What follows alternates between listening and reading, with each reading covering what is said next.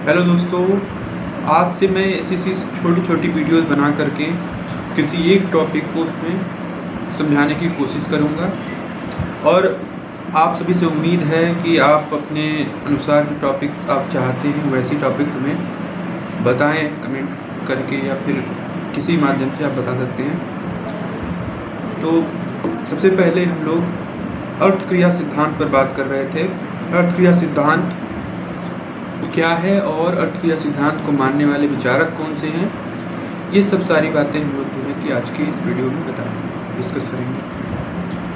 तो सबसे पहले हम लोग बात करें तो अर्थ क्रिया सिद्धांत का मतलब ये है कि किसी भी चीज़ का परिणाम क्या होगा या उसका अर्थ क्या होगा या व्यवहार में उसका क्या प्रयोग होगा, इस आधार पे जो कि माना जाता है कि कोई किसी चीज़ की विशेषता क्या है कि वो व्यवहार में उतारी जा सके।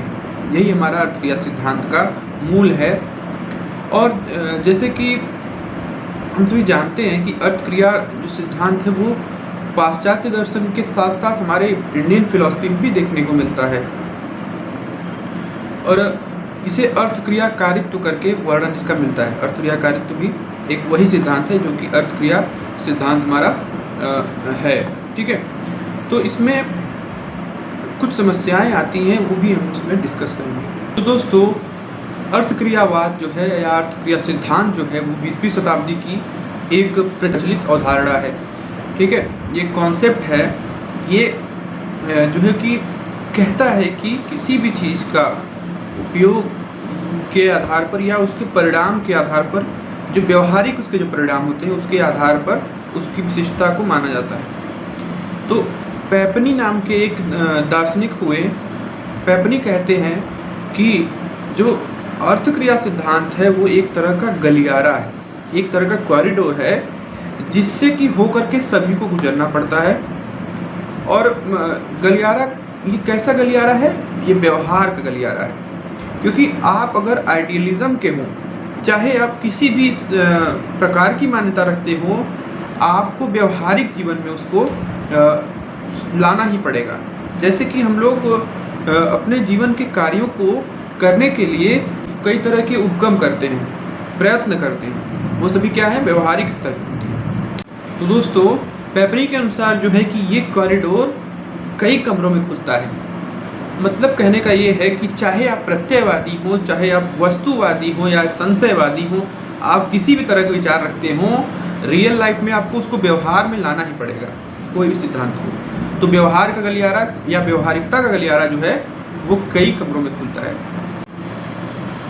भले ही अलग अलग संप्रदाय जो हैं आपस में एक दूसरे का विरोध रखते हों, लेकिन उनको व्यवहारिक जीवन की जो मान्यताएं हैं उनको मानकर ही चलना पड़ेगा। अर्थ क्रियावाद पहले पहले देखने पर काफ़ी प्रभावशाली और महत्वपूर्ण दर्शन प्रतीत होता है, लेकिन धीरे धीरे इसकी कुछ खामियां भी नजर आती हैं। और एक रूप से ये विज्ञान के जो आधुनिक स्टैंडर्ड हैं उससे मैच भी करता है। लेकिन फिर भी अर्थ क्रियावाद दर्शन को एक तरह से बाउंड करना चाहता है, विज्ञान की सीमा में बांधना चाहता है। यही जो है कि इसकी एक मुख्य कमी है। ज्ञान को जीवन का साध्य मूल्य न मान करके अर्थ क्रियावादी इसे केवल सफलता प्राप्ति का साधन के रूप में देखते हैं। यह मनुष्य के ज्ञान को विज्ञान तक ही सीमित करना चाहता है या उसके परिणाम तक ही सीमित करना चाहता है। लेकिन हम जानते हैं कि ज़्यादातर जो वैज्ञानिक थे, उन्होंने जब कोई खोज किया, कोई आविष्कार किया, तो वो उसके परिणाम से अवगत नहीं थे। उन्हें पता नहीं था कि इसका परिणाम क्या होगा। फिर भी उन्होंने एक तरह से उस कर्म को अपना साध्य समझ करके किया। ये नहीं कि केवल वो उसके व्यवहारिक परिणाम की तरफ बढ़ रहे थे। जैसे थॉमस अल्वा एडिसन ने कितनी बार बल्ब बनाने का प्रयास किया, तो एक तरह से उसके उपयोगितावादी उसके आधार पर नहीं किया, बल्कि उनका अपना खुद का प्रयत्न था, अपने कर्म करने की उनकी क्षमता थी और एक तरह से उनके अंदर इंटरेस्ट था कि वो इस चीज़ को जाने या समझे। इस कारण से उन्होंने उसका आविष्कार किया। मतलब इसी तरह से और भी उदाहरण हैं। न्यूटन के उदाहरण को देख लीजिए, उसने ग्रेविटेशन के सिद्धांत को परिणाम को समझ करके नहीं न किया था। उन्होंने एक तरह से समझा कि ये उनके अंदर एक रुचि जागी, एक क्यूरियोसिटी आई, तब जाकर के उन्होंने उस कार्य को किया, उसके व्यवहारिक परिणाम की तरफ उन्होंने ध्यान नहीं दिया। तो ये एक तरह से अर्थ क्रियावाद की एक खामी है। वास्तव में ज्ञान और सत्य की खोज स्वतः साध्य है, उसके लिए उसके व्यवहारिक परिणाम या उसका अर्थ क्रियाकारित्व जानने की जरूरत नहीं है। अतः यह अनिवार्य नहीं है कि व्यक्ति का समस्त कर्म जो है, सारा जो उसका एक्टिविटीज है, वो किसी व्यवहारिक परिणाम की तरफ अग्रसर हो। वह उसकी रुचि भी हो सकती है या फिर उसके ज्ञान के प्रति समर्पण भी हो सकता है। अर्थ क्रियावादियों ने मानव के अंतर्निहित ज्ञान की जिज्ञासा के बारे में ध्यान नहीं दिया। अर्थ क्रियावादियों ने प्रत्येक ज्ञान को व्यक्तिगत अभिरुचि, अर्थ और प्रेरणा द्वारा संचालित मान लिया, जिसके फलस्वरूप निर्वैयक्तिक ज्ञान या इम्पर्सनल नॉलेज की संभावना समाप्त हो गई। अर्थ क्रियावादियों का ज्ञान मीमांसी दृष्टिकोण एकांगी है, जो केवल मनुष्य के एक ही पक्ष या व्यवहारवादी पक्ष पर ही ध्यान देता है। कोई भी ज्ञान केवल व्यवहारिक होगा या फिर किसी कार्य का होगा, किसी उपयोग का होगा, तभी जो है कि ये लोग उसको ज्ञान की संज्ञा देंगे। यह केवल ज्ञान के व्यवहारिक पक्ष को ही संपूर्ण ज्ञान समझने की भूल करते हैं। इस कारण ज्ञान के आंतरिक स्वरूप और उसके संपूर्णता की उपेक्षा होती है। कहने का अर्थ यह है कि कोई भी ज्ञान भूत उन्मुख या फिर रेट्रोस्पेक्टिव नहीं हो सकता। अगर इसको ऐसा कहते हैं, इसका अर्थ ये हो जाएगा कि समस्त ज्ञान भविष्य के लिए उन्मुख है, तो उसका सत्यापन कैसे किया जा सकता है? और सत्यापन के लिए हमें क्या करना पड़ेगा? कई चरण होंगे उसमें सत्यापन करने के लिए, कि पहले आपने जो चीज़ अनुभव किया उसको दोबारा से आपको विजिट करना पड़ेगा, समझने के लिए कि ये बात सत्यापित है, सही है कि नहीं। तो अगर केवल सभी ज्ञान भविष्य उन्मुख हो जाएंगे, तो जो रेट्रोस्पेक्टिव या भूत उन्मुख चीज़ें हैं, पीछे की चीज़ें हैं, उनका क्या होगा? अर्थ क्रियावाद के अंतर्गत इन सभी प्रश्नों का कोई भी उत्तर नहीं मिलता। अर्थ क्रियावाद के अंतर्गत सार्वभौमिक ज्ञान एवं सर्वव्यापी तर्क वाक्यों को साबित करना या उनको प्रूव करना कठिन है। किसी सामान्य कथन की सत्यता सिद्ध करने के लिए अनेक विशिष्ट कथनों की तरफ हमें बढ़ना होगा, एक के बाद एक कई सारे विशिष्ट कथनों का निरीक्षण करना होगा, जो कि प्रैक्टिकली पॉसिबल नहीं है। इसी प्रकार सामान्य कथनों का भी कोई भी निर्धारण करना कठिन होगा, क्योंकि सभी सामान्य प्रत्यय है उसका निर्माण करने के लिए हमें क्या करना पड़ेगा? सभी विशिष्ट वस्तुओं का अर्थ क्रियाकारित्व सिद्धांत के अनुसार चेकआउट करना पड़ेगा हमें, है ना। हमें देखना पड़ेगा कि क्या सभी पे यह लागू होता है कि नहीं। इस तरह से हम कोई यूनिवर्सल आइडिया नहीं बना पाएंगे, क्योंकि समस्त व्यक्तियों या फिर घटनाओं या फिर वस्तुओं का एक एक करके निर्धारण कर पाना किसी मनुष्य के लिए संभव नहीं है। इस प्रकार जब किसी भी सामान्य की रचना नहीं हो पाती है, तो ऐसे में किसी विज्ञान या किसी तर्क को भी सिद्ध करना बहुत ही मुश्किल हो जाएगा, और वैज्ञानिक जो सिद्धांत हैं वो भी स्थापित नहीं हो पाएंगे अर्थ क्रिया सिद्धांत के अनुसार, क्योंकि प्रत्येक विज्ञान एक ऐसे सामान्य परिभाषा या सिद्धांत को लेकर चलता है जो कि किसी सामान्य कथन की अपेक्षा रखता है। इससे यह सिद्ध होता है कि केवल अर्थ क्रिया सिद्धांत के द्वारा किसी विज्ञान या किसी सिद्धांत को स्थापित नहीं किया जा सकता। प्रायः अर्थ क्रियावादी किसी भी सिद्धांत पर गंभीर चिंतन नहीं करते हैं, बल्कि केवल वो सतही चिंतन करते हैं, एक तरह से, जो कि केवल पूरे सागर को छोड़कर केवल उसकी सतह पर ट्रेवल कर रही है। इसलिए इनके सिद्धांत में कमी देखने को मिलती है या कमजोरी देखने को मिलती है।